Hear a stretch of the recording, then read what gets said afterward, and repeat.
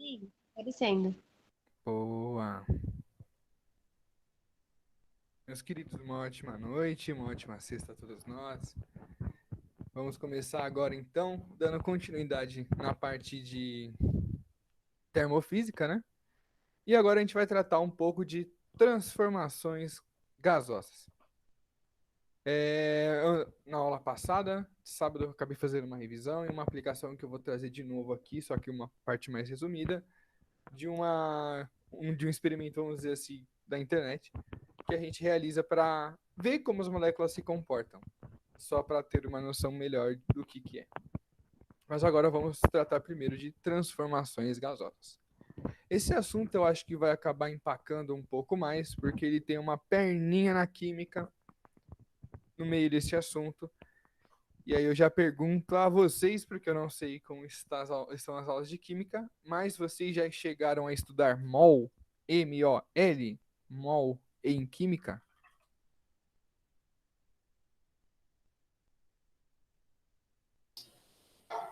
Vixe, professor, não lembro. Não, não tem problema se não lembrar, se não souber. É que eu tô avisando antes, porque se vocês não souberem, eu vou ter que dar pelo menos uma passada ali para vocês entenderem o que a gente quer desse mol para nós da física. Entendeu? Então, vamos seguindo e eu vou explicar o que é mol na hora que precisar explicar o que é mol, que vai ser logo de cara. Vamos aqui apresentar. Certo. Aqui, toma. Então, primeiro, Professor, oi. você poderia aumentar o som? Não sei se o microfone, sei lá, tá baixo. Tá baixo. Se eu falar assim é melhor? Uhum, É, obrigada. porque a distância Desculpa tá. te Não, não, atrapalhar. fala mesmo, pô. Senão eu vou ficar falando sozinho aqui, né? Pô, se tá baixo o som, ninguém tá entendendo nada, eu fico aqui de trouxa, tem que avisar. Vamos lá. Ó, primeiro então, a gente vai falar de transformações gasosas. Primeiro a gente tem que definir o que é gás, né?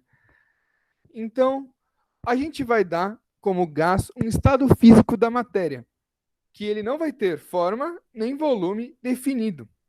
E ele consiste, tipo, em ser todas as moléculas daquela quantidade, aquela quantidade de moléculas em movimento aleatório e caótico, liberando toda a sua energia cinética. Aqui eu coloquei um átomo de argônio, que é um dos gases nobres.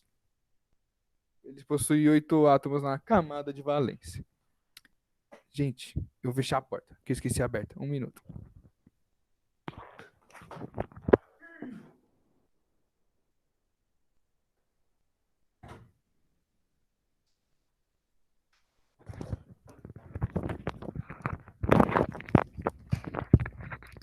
Pronto, senão o Daniel vai vir encher o saco. É isso. Já se livramos dele. Perfeito. Então, retomando. A gente não possui volume definido, a gente não possui forma definida, as partículas têm um movimento aleatório e têm uma atração intramolecular muito baixa. O que é essa atração intermolecular muito baixa? É quando os átomos vão mudando de estado, que nem a gente estudou em Quimole, calor latente, certo? E quando ele muda de estado, significa que quando ele estava em estado sólido, ele tinha uma forte atração intermolecular. As suas moléculas estavam fortemente unidas. Quando ele vai para o líquido, essa ligação é é mais fraca do que em relação a sólido. Não vou falar muito fraca, porque a muito fraca é a dos gases. Porque eles têm maior liberdade, mas ainda possui sim uma força intramolecular. E eu posso mostrar para vocês também, que já já vai aparecer aí. E aqui então vamos para a nossa primeira equação logo de cara, sem massagem, gente, porque esse cara é chato. Que é a nossa equação de Clapeyron, que ela vai nos dar uma constante, ou seja, todas essas constantes que vocês estão vendo de pressão, volume, número de mols e temperatura, elas vão ter que estar em uma unidade específica para esse comportamento ocorrer. Então, toda vez que o gás está submetido a tal temperatura, a tal pressão e a tal volume, você vai encontrar nessa equação. Vamos primeiro dos termos. P de vai ser indicada a nossa pressão, que vai variar entre milímetros de mercúrio, dependendo do exercício, para ATM, volume em litros, lembrando sempre que a gente vai utilizar volume em litros, N, que é o número de mols, que é o que eu já vou explicar já já, R é a constante universal dos gases, que vocês vão ter que decorar. Tem exercício que dá, tem exercício que não dá, mas é um número fixo. A gente deixa como R porque é uma fórmula e esse número fixo chegou lá de algum jeito, entende? Então, é a constante universal dos gases. O número dele é 0,082. E T, que é a nossa temperatura em Kelvin. Isso é importante porque esta fórmula tem que ser em Kelvin. Graus Celsius? Não pode. Por quê? Por causa do R. O R, como ele é o 0,082, ele já está feito a conta em Kelvin. Então, infelizmente, teremos que usar Kelvin. Professor, se ele me der a constante universal dos gases no exercício e tiver escrito que é por grau Celsius, pode usar em graus Celsius? Aí, nesse caso, pode. Beleza? Agora, número de mols. Confesso que eu não fiz slides para colocar o número de mols, porque eu não quero nem me aprofundar neste assunto, porque quando vocês começarem a ver este assunto em química, a professora vai dar uma alongadinha. Ou o professor, não sei. Mas, resumindo, mols, vamos fazer um bagulho bem básico, assim, bem ralo, que a sua professora de química, se escutasse eu falando isso, ia me dar um tapão. Mols, moléculas, vamos pensar assim, não é isso, não tem nada a ver, mas a gente vai pensar nisso. Então, ele vai indicar o número de moléculas. Só que pensa assim, como as moléculas são muito pequenas, deve ter uma quantidade absurda disso daí. E, sim, existe uma quantidade absurda disso daí, porém, ela respeita a quantidade de que em 1 grama de cada substância, ela vai ter o mesmo número de mols. Então, essa é a relação que você vai ter. Isso é importante para a física? Não, porque aí é importante para a química. No caso, o número de mols, ele vai ser dado para vocês no exercício, ou ele pode ser cobrado no exercício. No entanto, você não vai calcular o número de mols sem utilizar a equação de Clapeyron. Gente, não quero entrar muito a fundo, mas vocês acham que deu para entender o que é o número de mols de uma substância, no caso de um gás?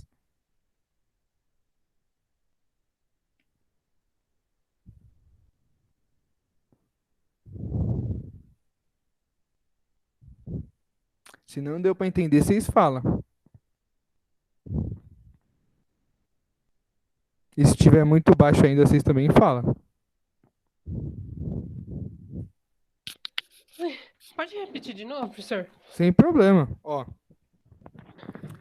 a cada 1 grama de qualquer substância, nós vamos encontrar um número de molécula, certo?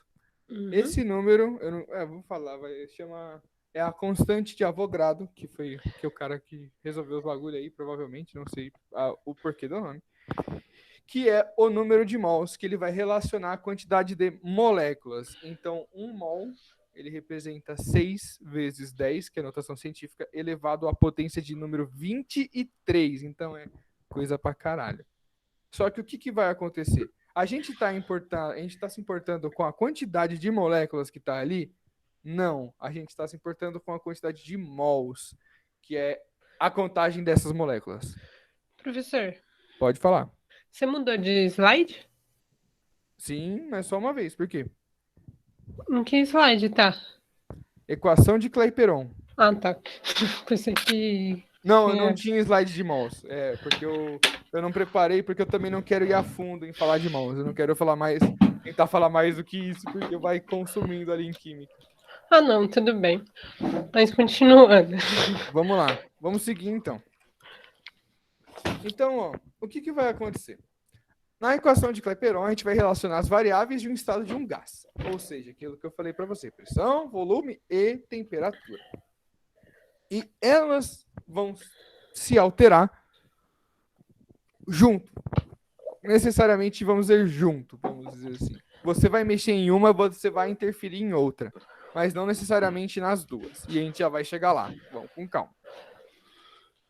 Eu tinha colocado sim, mas é isso aí, é só a definição que eu falei.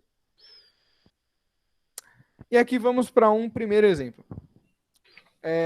Eu coloquei um exercício de volume molar para tentar entender. Vamos lá, vamos tentar entender o que é volume molar. Então a gente vai tentar colocar a quantidade de moléculas, contar elas. O volume molar é o espaço ocupado em litros por um mol de qualquer matéria no estado gasoso em condições normais de temperatura e pressão.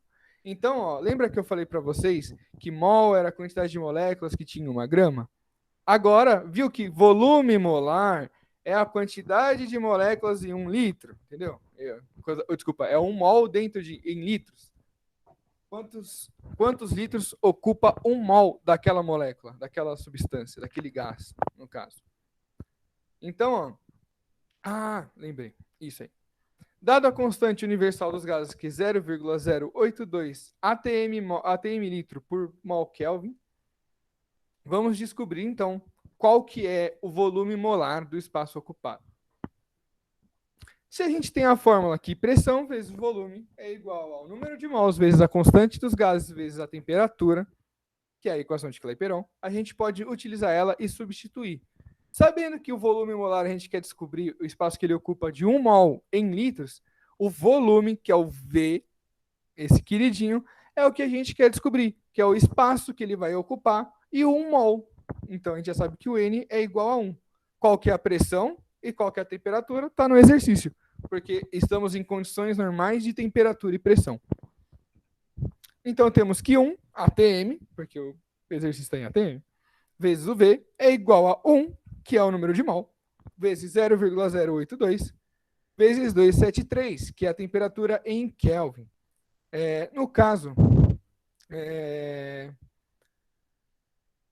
273, que é a temperatura em Kelvin, se vocês fizerem a conversão para graus Celsius, vocês vão achar a mesma coisa de condições normais de temperatura e pressão.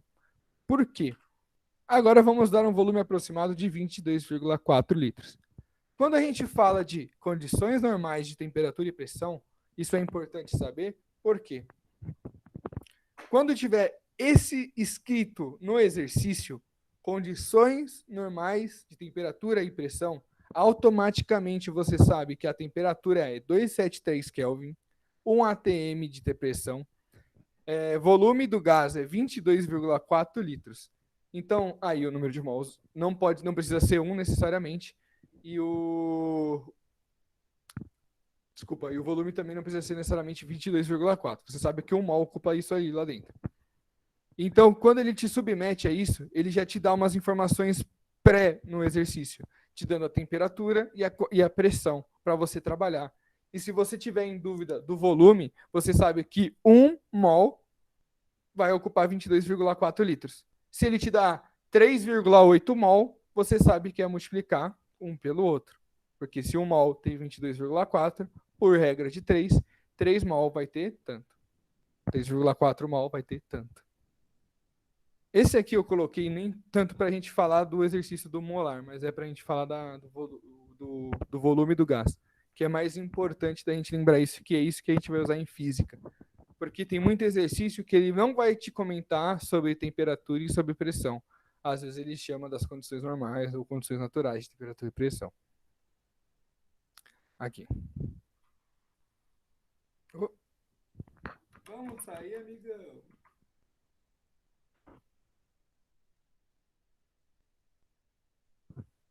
Tá na gente. Boa, João. Aqui, eu vou trazer de novo só para a gente dar uma lembrada. Nesse caso, eu vou colocar água, né? Obviamente, tem que ser água. Só para a gente entender como está funcionando. Aqui, vocês estão vendo o comportamento das moléculas de água no estado sólido. Repara que, toda a bolinha branca está procurando uma bolinha laranja.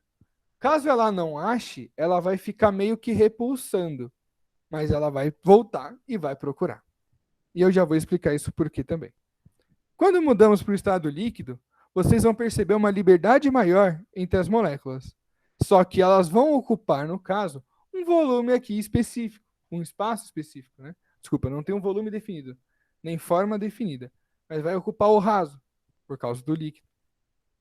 E quando vamos parar agora para a posição de gás, a gente percebe que elas possuem maior liberdade. Elas possuem esse movimento caótico, desordenado e vivem se chocando entre si para ir e voltar e exercer essa energia cinética que é a temperatura. Agora, vamos dar uma observada como acontecem essas mudanças. No caso aqui, ó, vou mudar a temperatura para Celsius para ficar mais fácil de a gente enxergar. Com 13 graus Celsius, a água está em temperatura líquida, certo? Se a gente for resfriando, agora ela já vai entrar em um comportamento molecular para a temperatura sólida, certo? Que é o ganho de energia e perca de energia. Só que, por exemplo, e se eu alterasse a pressão dessas moléculas? No caso, eu vou começar a exercer uma pressão. E ao mesmo tempo que eu vou exercer essa pressão, vale lembrar que eu estou alterando o volume do recipiente. Então, automaticamente, estou mexendo em duas variáveis. O que vai nos resultar no quê? Quando isso alterar definitivamente com as moléculas, repara que eu vou ter um aumento de pressão, um aumento de temperatura e drasticamente a mudança do estado físico, que agora está em gás. Se eu retorno, eu alivio na pressão, a temperatura continua constante e eu dou mais volume, dou mais espaço para o gás. Mas, no entanto, as moléculas vão continuar no seu movimento caótico. Esse é o comportamento das moléculas que a gente estava vendo na equação de Clapeyron, que é quando você muda uma dessas variáveis, seja temperatura, pressão, número de mols dá para mostrar, mas é bem cansado, por causa que eu tenho que ficar bombeando isso aqui. Mas também altera, porque se tem mais moléculas se batendo, tem mais energia acontecendo. Entendeu? Então, se você mexe em qualquer uma das variáveis de pressão, temperatura e volume, você vai acabar alterando elas entre si. Agora, só para uma demonstração básica do que acontece quando os átomos vão se chocar. A gente sabe que eles têm carga positiva e negativa, então significa que eles se atraem e se repelem. Vocês já estudaram a estrutura de um átomo em química? Sim. Sim? Só lembrando, então, os elétrons ficam lá para fora e no núcleo a gente tem próton e nêutron, né? Então, o núcleo de um átomo vai atrair a camada dos elétrons de outro. E por isso que se eu aproximar eles assim e soltar, eles vão colidir e voltar. Certo? Isso aqui... Opa, deixa eu colocar o neônio. Neônio é um gás. E a gente vai ver esse comportamento. Então, ó, quando elas chegam perto, acontece essa atração e depois essa repulsão. Agora, quando ele está em gás, e se ele estiver já longe, significa que essa atração que ele está tendo aqui nessa distância vai ser menor. Então, se eu colocar ele longe, ele vai sim ele está indo em direção a esse outro átomo, porém numa velocidade tão lerda que vai demorar pra caralho. E para que serve essa curva aí, professor? Esse gráfico aí, que você só está falando das bolinhas. Aqui com esse gráfico, ele coloca a posição da bolinha para a gente saber onde está a distância entre os átomos, certo? E a energia potencial, que vai ter a atração e depois a repulsão. Por isso que tem essa curva doida e maluca. Porque quando ele chega aqui, ele não consegue, a menos que funda os átomos. E se a gente conseguir fundir dois átomos e controlar a energia que sai, a gente acabou com a conta cara de luz, acabou com a conta cara de tudo. Porque, mano, se você colocar um bagulhinho desse no seu celular, você vai morrer e a energia não acabou, tá ligado? E eu não tô zoando. Só pra vocês terem noção. É muita energia mesmo. Por isso que quando você aproxima eles muito, você consegue ver a seta de repulsão, que é a roxa, bem maior, e ele vai jogar a bolinha lá longe. E essa bolinha vai voltar depois de muito tempo. Muito, muito tempo. Beleza, gente? Deu para entender melhor como funciona o comportamento das moléculas entre si? Sim. Perfeito. Toques. Certo. Então agora a gente vai chegar, a gente viu a equação de Clapeyron, que ela vai explicar para a gente como eles se comportam em relação a volume, pressão, temperatura e etc e tal. Agora a gente vai fazer, então, o que a física gosta de fazer, que é criar lei para os bagulhos. E agora a gente vai definir a lei geral dos gases. Então, uma transformação gasosa é dada pela alteração do estado termodinâmico do gás, ou seja, alteração de temperatura, volume e pressão. Em todas as transformações gasosas, temos valores iniciais atribuídos para pressão, volume e temperatura. Depois de uma mudança, vamos ter valores finais de pressão, volume e temperatura, certo? Então, por exemplo, quer ver um exemplo bem simples? Você tá com a sua bexiga lá, soprou. Aí, você assoprou. O bagulho tá ali para estourar, certo? Aí você murcha ele. Murcha até um ponto que você consegue fincar os dedos de novo, não é? Você consegue fazer isso com uma bexiga, certo? Quando você fez isso, você não alterou a temperatura, certo? Você não alterou. Você não alterou só a temperatura. O volume da bexiga altera. Consequentemente, a pressão altera. Então, essas transformações gasosas que nós vamos entender. Por exemplo, até que ponto uma bexiga consegue ser enchida até ela ser estourada.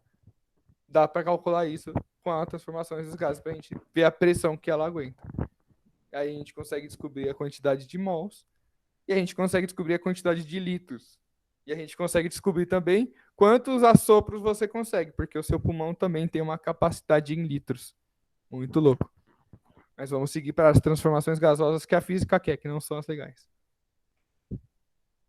Então, primeiro vamos definir a transformação gasosa na parte de conta, porque se falar na língua da matemática fica difícil tanto quanto. Se a gente sabe pela equação do Clapeyron que as variáveis se relacionam por pressão, volume, número de mols, a constante geral dos gases e a temperatura, e a gente sabe que vai ter pontos finais e iniciais de pressão, volume e temperatura do gás. Por que, João? Por que não está mudando o número de mol? Porque depois de que você colocou aquela quantidade de gás, a gente está fazendo uma troca termodinâmica. Não vai mais alterar o número de mols a partir desse momento. Consequentemente, a constante geral dos gases já não muda, porque ela é uma constante.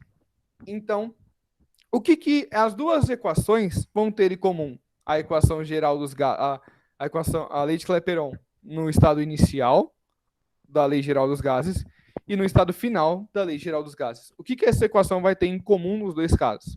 O número de mols e a constante universal dos gases.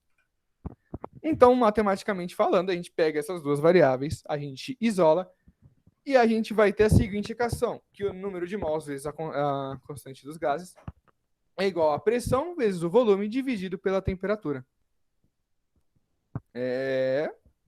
Se a gente sabe que ela vai possuir um estado inicial e um estado final, então a gente vai começar a falar de V1, P1 e T1 e P2, V2 e T2, que seria inicial e final. Professor, posso colocar um I ou um F ali embaixo? Pode. Mesma linguagem, gente. Eu coloquei 1 e 2 só para ser contrário mesmo, porque geralmente nos livros, eu acho que até no material lá deve estar final e inicial escrito.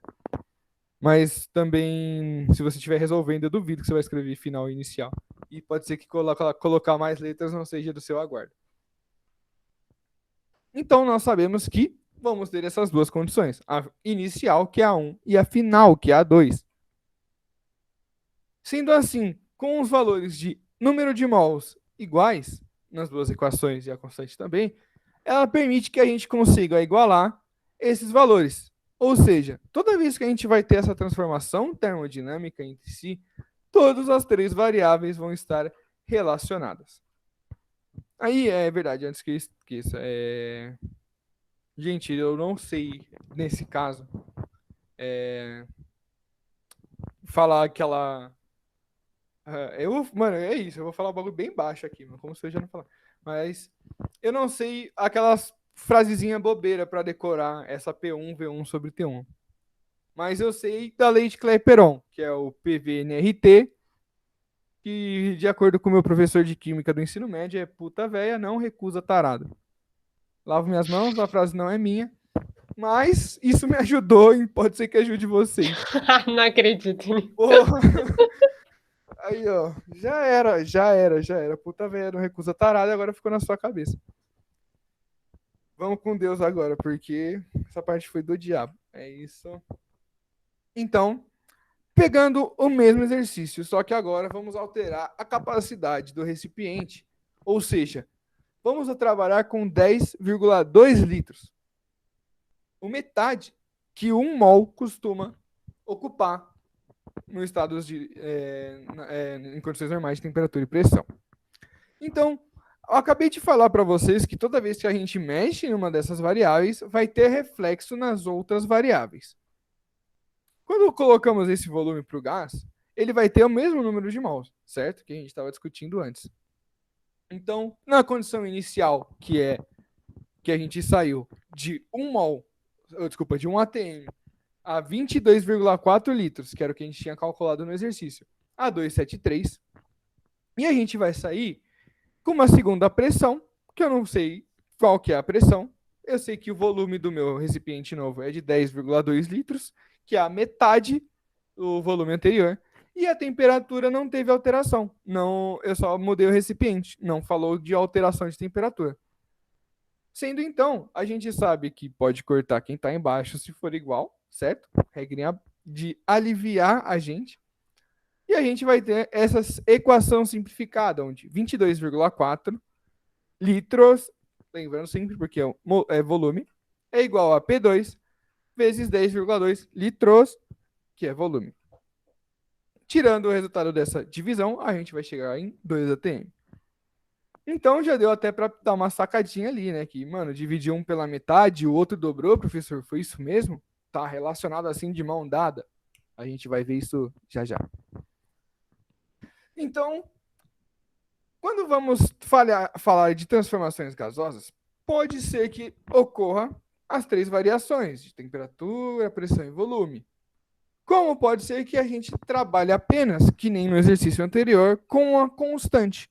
Antes, nós trabalhamos com uma constante de temperatura, né? A gente pegou o gás de um recipiente e colocou em outro recipiente, alterando por conta da sua pressão e o seu volume. Só que a temperatura não foi alterada em nenhum momento, certo? Então, a gente vai estudar agora casos e casos separadamente dessas transformações gasosas. A primeira transformação gasosa é a transformação isobárica. Isobárica, gente, é a transformação onde não tem alteração na pressão exercida pelo sistema. O que vai acontecer, então? Se a pressão vai ser constante, a gente vai ter de novo essa equação, que é da relação inicial e final do gás. Se nós temos a pressão constante, significa que a pressão vai ser igual em ambos os casos. Se ela está dos dois lados da equação, a gente pode cortar. Então, eu removi a pressão aqui. Então, a gente chega à conclusão que volume inicial dividido pela temperatura inicial é igual a volume final dividido pela temperatura final. Se você lembra, provavelmente não, porque faz tempo, seus idosos, quando vocês estavam lá no 7º ano, a sua professora de matemática estava falando de grandezas diretamente e inversamente proporcionais. E essas grandezas, quando elas se relacionam, ficam a sua vida mais fácil de enxergar quando a sua conta sai na cabeça. Por quê? Quando elas são, nesse caso, diretamente proporcionais, significa que quando recebemos o aumento do volume, a gente vai ter que, obrigatoriamente, ter o aumento da temperatura. Portanto, toda vez que a transformação é isobárica, a gente sabe que se aumenta o volume, vai aumentar a temperatura, e se diminuir a temperatura, vai diminuir o volume também. Eles são diretamente proporcionais. E a operação de diretamente proporcional é a divisão. Isovolumétrica, aqui ficou mais fácil, né? Volumétrica, todo mundo pegou o voluminho ali, perfeito. Então agora a gente vai trabalhar com um volume constante. Então a gente pegou o mesmo recipiente e a gente vai alterar então o que dá, que é a pressão, certo? E a temperatura, porque o volume é constante. Se a gente vai trabalhar com volume constante, vamos tirar ele da equação e também temos aqui que P1 sobre T1, que é a pressão inicial dividido pela temperatura inicial, vai ser igual à pressão final dividido pela temperatura final. De novo, se a gente viu a operação de divisão, são grandezas diretamente proporcionais. Ou seja, se temos o aumento da temperatura, temos, por consequência, o aumento da pressão. Tranquilo até aqui? Sim. Perfeito. Gente, pode interromper a qualquer momento. Porque eu sei que esse negócio aqui é chato de pegar e vocês devem estar até um pouco confusos com a quantidade de informação que eu tô jogando na cabeça. Por isso que, mano, se vocês não entenderam o bagulho que eu falei quando eu comecei e eu terminar essa aula e você quiser perguntar, você deve perguntar. Porque isso aqui vocês vão ver de novo em química. Isso aqui ele aparece em mais de uma prova do Enem. Prova que eu digo setor do Enem, né? Química e física, e dependendo assim até a matemática brinca com isso por conta dessas grandezas que eu tô falando para vocês. Que às vezes o exercício de matemática usa uma referência de química ou física para exemplificar. E a última transformação foi a última que a gente fez, que é a transformação isotérmica. Só que agora a gente vai ter um comportamento diferente. Porque a gente sabe que se a temperatura aqui é igual e a temperatura está na parte de baixo, saímos da operação de divisão e fomos para a operação de multiplicação. Então, se nós invertermos a operação, são grandezas inversamente proporcionais. Esse trocadilho foi péssimo. Mas é isso aí. Quando temos a multiplicação na matemática, são grandezas inversamente proporcionais. Ou seja, na medida que um aumenta, ou seja, se tivermos o aumento da pressão, nós temos o volume diminuindo. Agora, se nós temos o volume aumentando, nós temos a diminuição da pressão, porque a temperatura permanece constante. Agora vem a parte que vocês todos adoram, né? Os gráficos. Ai, como eu amo um gráfico. Galera, agora o papo é sério de novo, porque o gráfico, nesse tipo de exercício, cai muito. Cai muito, cai muito, cai muito. Então, ó, não entendeu o que o gráfico tá falando, me interrompe, não fica quieto, pergunta mesmo, porque, mano, geralmente os caras vão dar, olha o comportamento desse gás, gráfico, e pergunta. Tipo, foda-se você. E tem que ter a teoria tudo na cabeça e saber ler o gráfico. Pressão versus temperatura. Então, ó, se a gente tem a pressão versus a temperatura, não estamos falando de volume, certo? Então, estamos assumindo que o volume é constante. Até aqui, ok? E o que vamos ter? No caso, não parte do zero, certo? Por conta de... Se você está falando de matéria, ela tem que existir. Então, zero não tem, ela não está na sua conta. E a partir de então, vai ter o crescimento da temperatura e o reflexo na sua pressão. Por que eu falei o crescimento na temperatura? Porque a gente vai tomar como referência o eixo X. E o eixo X ele caminha para a direita e o seu reflexo é o eixo Y, certo? O conceito de imagem e domínio. E não sei se vocês já viram em matemática, provavelmente já, se tiver 3 frentes, mas se não viram, vão ver ainda e vai ser muito importante para gráficos esse conhecimento. Então, conforme a temperatura aumenta, você consegue identificar no gráfico que a pressão está aumentando, certo? Então, você sabe que se a temperatura está aumentando e a pressão também, é diretamente proporcional. Então, você também sabe que o volume está constante. Volume versus temperatura. Aí, já vamos comentar a mesma ideia. Se a gente está comparando volume e temperatura, no caso, é grandezas diferentes e a gente está assumindo agora que a pressão é constante, certo? Não estamos falando mais de pressão. Então, ó, vamos observar a mesma reta. Conforme saímos do zero, entramos na temperatura inicial e avançamos para a temperatura final, temos também o volume inicial crescendo em relação ao volume final, aumentando de valor. Ou seja, novamente, grandezas diretamente proporcionais. Se eu voltar para esse gráfico, voltar para esse, voltar para esse, voltar para esse, voltar para esse e voltar para esse, vocês vão falar: ô, professor, mas as retas são muito parecidas, né? Tipo, é uns bagulho assim, né? Tipo, e eu vou falar: é isso aí mesmo. O que vai acontecer? Vão ser retas muito parecidas e provavelmente não, o ângulo vai interferir sim, mas eu ia falar provavelmente até paralelas, mas elas são parecidas porque elas são ambas grandezas diretamente proporcionais, que era aquilo que eu estava falando para vocês. Como ambas elas são grandezas diretamente proporcionais, elas vão ter esse caráter aí de crescimento contínuo, ou seja, toda vez que uma aumenta, a gente parte dessa temperatura inicial aqui, aumentando a sua temperatura até chegar na temperatura final, a gente vai ter por consequência o aumento do volume. E se a gente diminuir a temperatura, por exemplo, tomando esse ponto como inicial e agora este ponto como final, vai acontecer de novo a diminuição da temperatura e a diminuição do volume também. Professor, mas teve um único caso ali que você falou que era inversamente proporcional. E o que vai acontecer? Que era o nosso querido... Esqueci. É isso. Isotérmica, que é a transformação que tem a mesma temperatura. Se tem a mesma temperatura, está relacionando pressão e volume. E aqui está o nosso gráfico de pressão e volume. E aí você já bateu o olho nele, né? Porque eu acabei de puxar a orelha para falar que os outros dois eram igual. E aí você reparou agora que esse é diferente. Que ele até não é meio reto, né? Ele é meio curvadinho e tal. E a gente já definiu isso por quê. E a gente viu também um outro detalhezinho ali, que você talvez não pegou de cara.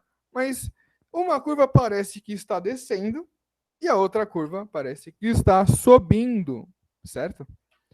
Por quê? Por conta que as grandezas aqui, neste caso de pressão e volume com a temperatura constante, a gente consegue observar que elas são grandezas inversamente proporcionais. Então, se você olhar, o aumento do volume causa a diminuição da temperatura, da pressão, não da temperatura. Então, conforme o volume aumenta, nós temos a pressão diminuindo. Conforme a pressão aumenta, nós temos o volume diminuindo. Grandezas inversamente proporcionais. A curva, no caso, ela é assim, vamos dizer, curvadinha, e eu já dei a resposta no meio da aula. Mas vamos ligar os pontos, né? Porque eu não sou nenhum monstro para a turma do Scooby-Doo desvendar o mistério, né? Então, o que acontece? O gás ele não possui forma, ele não possui volume. Então, a gente não pode dizer que o gás ele vai ter essa forma e esse volume específico, porque a gente está limitando ele a isso. Então, a tendência é que ele ocupe todo o espaço disponível para ele. A molécula está em movimento caótico e livre. Ela possui uma atração, ela tem muito mais energia para ela se mover do que para atrair as outras e formar um estado físico mais consistente.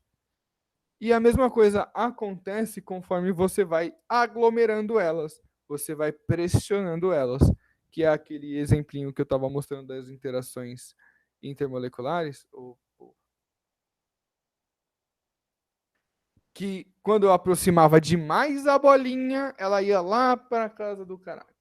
Que é geralmente aí que o balão estoura, lembrando, e como eu tinha falado, se um átomo atravessar o outro, a gente vai gerar muita energia. A gente vai ter a fusão nuclear.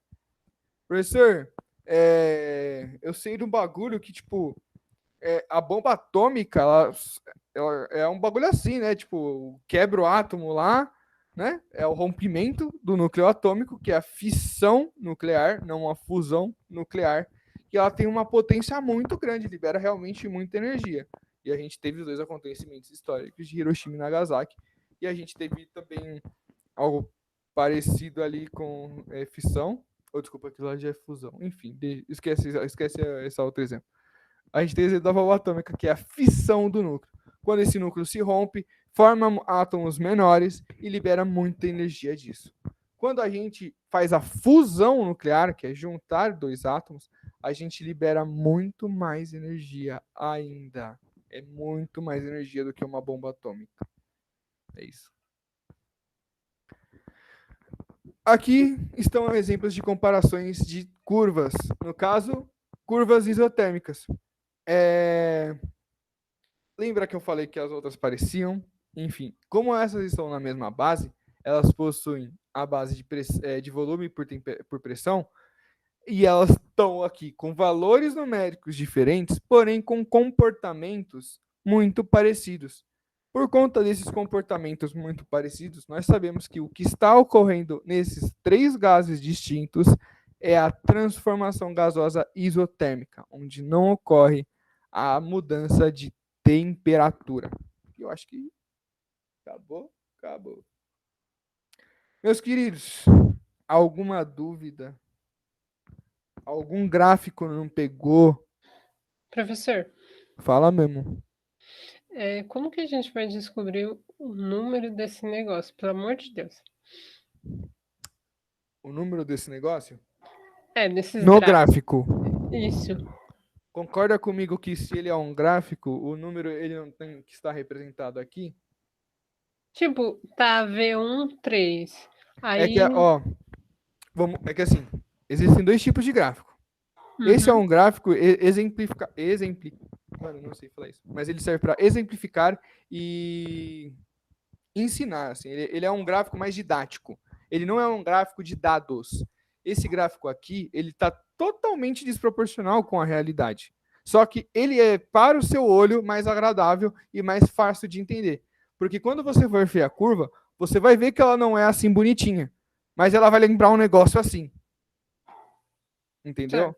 Então, esses P1, V1, V2, P2, é a mesma ideia. É para você entender que um é maior que o outro. E para você entender que está ocorrendo a mudança e caminhando num sentido, por exemplo, se eu andar de P1 para P2, opa, o P1 está aqui, desculpa. O P1 para o P2 significa que eu estou fazendo um caminho, certo? E nesse caso, tem a diminuição da pressão.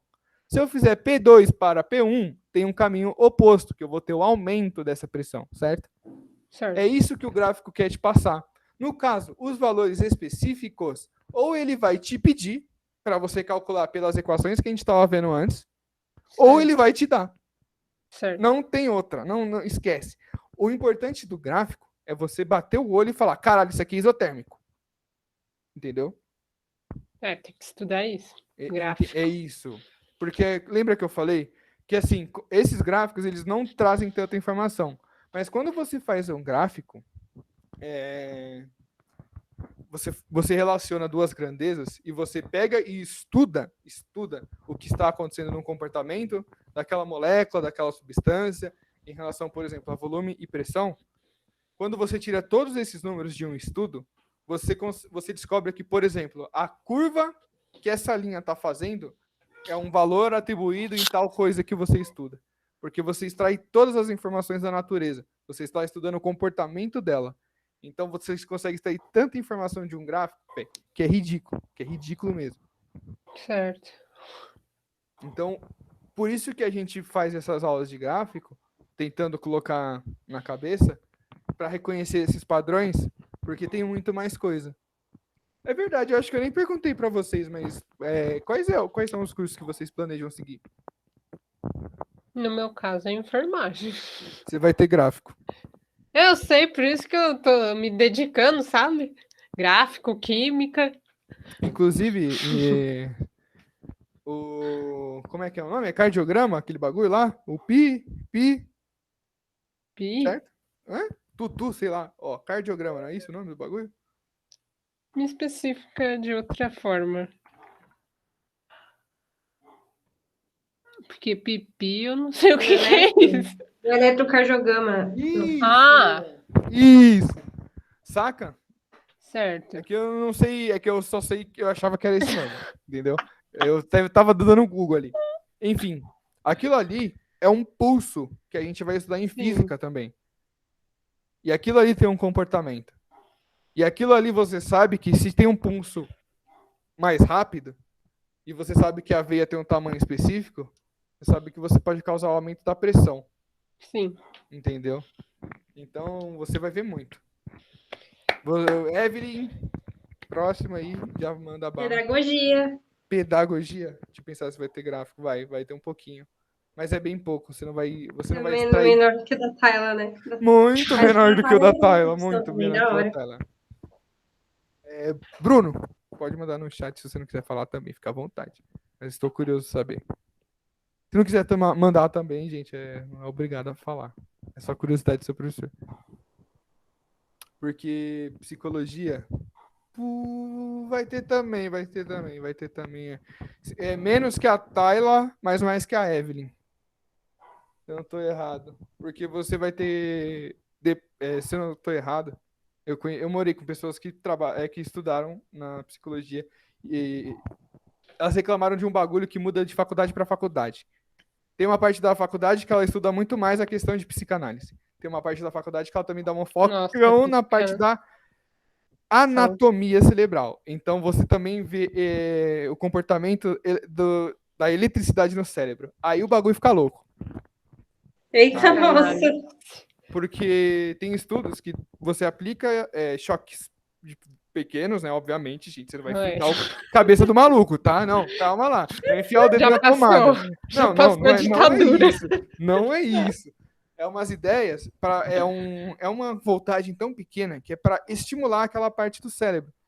Porque quando você está dando elétrons, você está dando energia livre, então você está estimulando.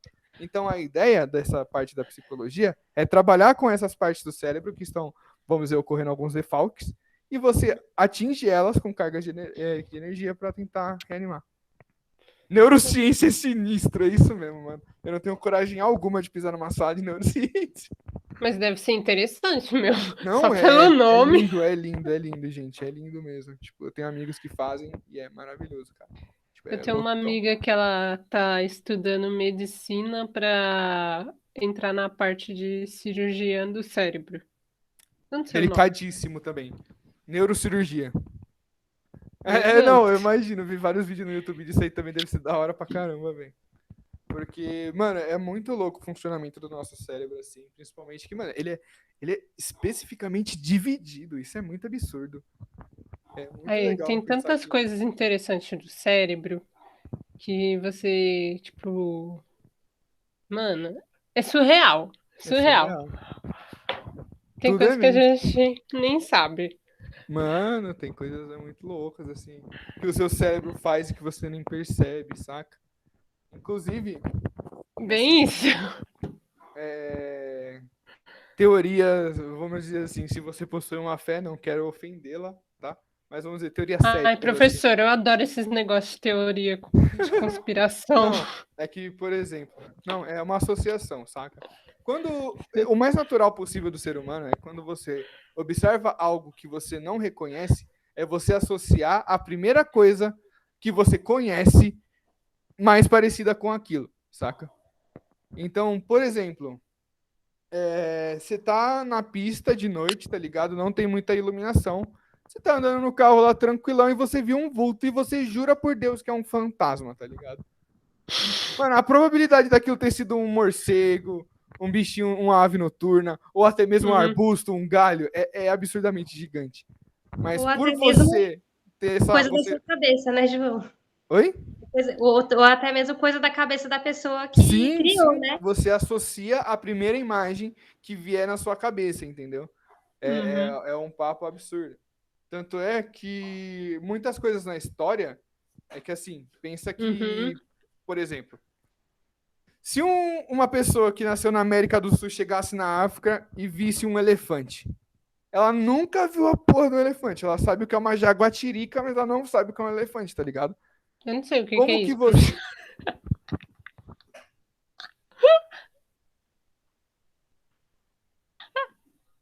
Ah, tá. Fofinho. Então, ela sabe o que é uma jaguatirica, mas ela não sabe o que é um elefante. Então, como que ela vai deixar um rastro histórico que ela viu um elefante? Certo. Como que você descreve um elefante? Detalhe, não pode falar, é parecido com um mamute. Não. Ninguém descongelou mamute naquela época. Não vale. A gente podia fazer um negócio desse, né? De história de conspirações, né? Ia ser legal. Quer ver? Vai, já deu 10 horas. A minha aula é a última? É. Então deixa eu palestrar aqui rapidão pra vocês, viu? Na Só época da que minha escola tinha isso. Era mó da hora. Uma conspiração da física é o caso de Chernobyl. Gente, um reator nuclear, vocês sabem como mais ou menos funciona? Não. Ele serve para gerar energia. Ele pega ali e ele faz fissão nuclear constantemente, mini fissões nuclear constantemente. Lembra que gera energia?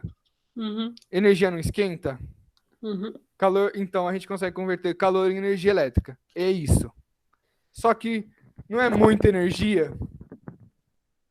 Sim. Então a tendência é que isso exploda, tá ligado? E por isso que precisa ter uma câmara de resfriamento muito, muito, muito cautelosa, saca? E acompanhando esse resfriamento dessas constantes explosões, se você parar de explodir, você tem o caso Chernobyl. Bruno, sem problema, só vou terminar o Chernobyl aqui. O que aconteceu, assim, não sei se vocês já viram a série também Chernobyl, que tem... Vocês já viram a série? Mais fácil perguntar. Alguém já viu a série Chernobyl? Ninguém viu a série? Essa série trata do que eu tô falando, inclusive. É muito bom. Por quê? Da hora. Tem um caso que eles... Isso tem que ser friamente calculado, gente. Não é algo, caralho, errei um sinal aqui, saca? Não é algo assim. É algo friamente calculado. E existem acusações sérias do governo russo de ter acontecido uma sabotagem interna para ter acontecido aquela explosão. Pois um corte de orçamento passado no projeto. Tipo, eles passaram a construção daquele reator nuclear. Aí o cara falou que não dava, que estava muito caro e mandou cortar o orçamento. Fizeram um reator nuclear badaras, vagabundo, michuruca. E aí, já sabendo dos riscos da explosão. E aí, se eu não estou errado, era numa fase de teste do reator, onde você acelera a quantidade de explosões e depois diminui para resfriar. Ele perde o controle e tem a explosão de Chernobyl. E o grande problema da explosão de Chernobyl não é nem a explosão, que foi um incêndio os caralho a 4, mas sim a quantidade de radiação que bate na sua pele é uma energia que, você não vê, 2, ela é tão forte, que, Acho que eu já ouvi falar disso. Nem parede de concreto para. Existem 3 tipos de radiação: alfa, beta e gama. Alfa, uma folha sulfite para. Beta, se eu não estou errado, precisa de chumbo para parar. Gama, fudeu, é pura energia. E quando explodiu isso, foi as 3 radiações para todo lado. Tanto é que Chernobyl até hoje possui grandes índices de radiação. E vestígios da Segunda Guerra no fundo do mar da Noruega, se eu não estou errado, foram indicados como radioativos e pode dar interferência na vida marinha daquela região. Essa notícia é recente. Gente, radiação é muito perigoso. Caramba, realmente. Pesado. Radiação da primeira bomba atômica até hoje na atmosfera. Com certeza. Porque se você pegar... na aula de geografia, vai ter essa aula, será? Vai. Mas eu lembro do terceiro ano e o professor explicou. Nossa, teve uma menina que chorou, que ele explicou como que a bomba caiu lá no Japão. É louco isso, velho. Inclusive, sabiam que o efeito cogumelo, que é aquele formato, é porque a bomba ela não detona quando ela cai no chão, ela detona no caminho do chão. Oxi, então, caramba! Sim, aí por isso que ela dá uma esticada, tá ligado? Vertical, que é a bomba detonando. Aí quando faz o cogumelo, é blue! Aí vai pra todo lado. Interessante. Eu não quero ir embora. Outra curiosidade maneira, sabia que a Baby... Como é que é? Baby Boy, Little Boy, que é a bomba de Hiroshima. Mano, tinha nome. Os filhos da puta dos americanos deram o nome pra bomba, parça. Na moral, não gosto desses malucos, não. Também não. Aí, enfim, a quantidade de urânio dentro dela, se eu não estou errado, a quantidade de calor liberado é a mesma quantidade de calor que tem na costa do Sol. Nossa, caraca. Eles calculavam certinho, né? Sim, porque, como é nível molecular, mano, eles lançam um nêutron, que é um bagulho que você não consegue ver nem fudendo. Eles lançam um nêutron dentro de um átomo. E aí esse átomo quebra em dois e solta nêutron para todo lado. Como que os caras fazem isso, professor? Como assim? Tipo, criar nêutron, sei lá. Ah, Não sei se dá. isolar o nêutron? Tipo, dá pra Mano. criar isso? Tipo, vou resolver. Não, você não consegue, você não cria. Nada na natureza, nada se cria. Tudo se conserva, tudo se transforma. O que acontece? Quer ver um exemplo simples? Hidrogênio, o H. O que é o hidrogênio? É um próton e um elétron. Certo. Se você tirar a porra do elétron, você tem um próton livre ali, entendeu? Sim. Agora, por exemplo, o hélio. O hélio, se eu não estou errado, ele é um próton, ou ele é 2 prótons e acho que um nêutron. Se você conseguir já separar eles, você consegue. No caso, professor, como que eu crio um nêutron? Tem como criar um nêutron? Tem, na verdade tem. É a fusão de um próton com elétron. Só que, professor, o próton e o elétron não ficam em partes diferentes do átomo? Sim. Eles se juntam? A tendência é que não. E tá aí porque dá bomba. Você precisa criar essa energia para juntar esses dois. Professor, Fazer esse nêutron quebrar um átomo. Fala aí. Com a tecnologia que a gente vai se criando, né? O homem, vamos falar assim. O que você acha que o homem pode criar daqui para frente? Bem aquelas coisas do futuro. Assim, esquece viagem no tempo, gente. Esquece viagem. Não existe viagem no tempo. Teletransporte, talvez. Eu vi uma coisa que os russos estavam tentando fazer esse negócio. Viagem para o futuro, talvez também. Tem o problema da velocidade, mas talvez também.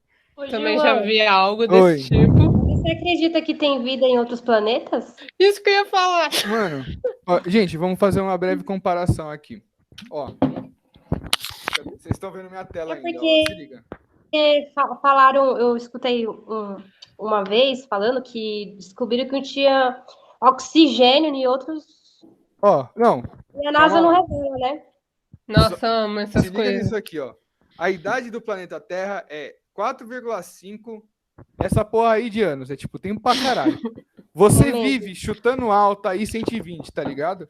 Você vive 120. Você não vive um mínimo da parcela da idade desse planeta, certo? Sim, de acordo com... Mano, vamos descobrir aqui. Idade ser... Nossa, na escola tinha muito essas histórias de alienígena. 350 mil anos, vai. A espécie surgiu há 350 mil anos. Gente, 10 a nona Nossa, eu tenho que fazer aqui. Eu faço para vocês porque eu sou um ótimo professor. Ó, eu só sei fazer assim, ó. Você pega aqui, ó. 10, 100, aí eu vou 1000, milhão, bilhão, é isso. É 1 bilhão. É 350 mil de 1 bilhão. Você viveu 350 mil. É isso aí, 8 bi. Muito bom. Eu só vi agora, foi mal, tava na outra tela. Mas enfim, você não viveu o mínimo desse planeta, saca? Tipo, olha quanto ele existe e olha quanto tempo demorou para conseguir formar um ser humano complexo, tá ligado? A fita é, quando que o nosso planeta surgiu, saca? Mano, ele surgiu há tanto tempo atrás e é um planeta de uma imensidade de um bagulho solar. Saca? E sobreviveu de tantas coisas, né? E outra coisa, a gente até hoje não sabe se o espaço é finito ou infinito, porque nenhuma luz conseguiu voltar ou atravessar, saca? Então, pode ser que exista vida lá na casa do caralho e a gente nunca vai saber porque a gente vai morrer e a luz não vai chegar. E sabe qual é a pior parte? Quando a luz chegar, vai chegar pra gente, mano, um bagulho atrasadão, tá ligado? A gente vai ver o que tá acontecendo anos e anos e anos atrás do tempo real que a gente tá vivendo. Interestelar, fica a dica. Eu vi algo que eles tinham descoberto algo do buraco negro, que era... Dia do conhecimento. Não, eu só sei que eles descobriram algo a luz atravessando o buraco negro pela primeira vez? É isso? Eu acho que era algo exatamente. Mano, eu cheguei a ler essa notícia, mas eu não li ainda a explicação. Mas o que acontece, né? O buraco negro é uma concentração de massa muito, muito forte que ele consegue distorcer a onda de luz. Então, teoricamente, quando a luz chega no buraco negro, ela entra e já era, tá ligado? A fita é que ela nunca tinha atravessado. E pela primeira vez foi visto ela na parte de baixo do buraco negro. O que é incomum. Caramba, gente, que história! Mano, eu também vou beber daqui a pouco. Mas o papo tá massa. Mas, ó, nessa ideia de vida, mano, fora da Terra, pensa que esquece. Tem com certeza. E tem gente pra caralho. E você não vai ver ninguém. Porque a gente não vive nada, mano. Tem gente. Será que é gente? Né, João? Então, se você levar em consideração, ó, pensa um pouco assim, se você levar em consideração que a gente é um experimento aqui na Terra, e até agora a nossa... Não, calma. Leve em consideração. Pode continuar, professor. Que a gente é um experimento. A gente é um experimento aqui. A Terra é um experimento. Chegou, formou o planeta Terra, experimento. Deu certo que nasceu o ser humano aqui. Concorda comigo que se conseguiu reproduzir as condições na Terra em qualquer planeta desse imenso espaço, a gente consegue reproduzir o humano? A gente consegue, né? Em determinado momento a gente consegue, não necessariamente a gente não consegue nem definir a vida, isso é muito louco. Lembrando que tem certos lugares aqui da Terra que o homem não conseguiu chegar, né? Lembrando que tem até o lado escuro da Lua, né, gente? Até, mano, tem muita coisa. A questão é que, tipo, a gente... Mano, é muito provável que exista, sim, ser humano em outro planeta, saca? Falando um idioma totalmente diferente. Às vezes, mano, pode ter um cara, uma espécie de ser humano aí, que, mano, já tirou um mindinho, tá ligado? A mão dele é funcional com 4 dedos. Saca? Porque o que acontece? A gente chegou nesse corpo humanoide evoluindo e errando. A espécie que evoluiu pra linha errada morreu. Quem evoluiu pra linha certa viveu. Saca? Sim. Inclusive, eu tava lendo, teve uma reportagem que saiu. Reportagem não, era um macaco que ele tem um olho.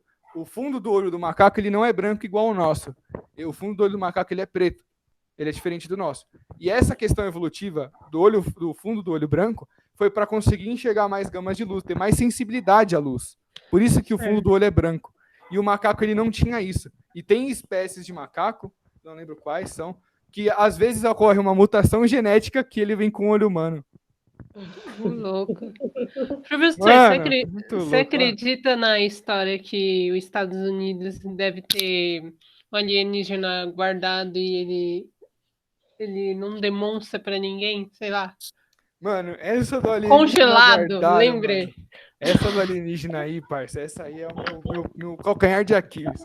Porque vai tomar no cu também se tiver. Eu ia ficar muito puto se a gente tivesse escondendo esse bagulho. Porque eu ia ficar mais puto ainda que se o bagulho for humanoide, mano, todo mundo ia entrar em choque, assim, tipo, o bagulho tem 2 braços e 2 pernas. Ia dar muita merda.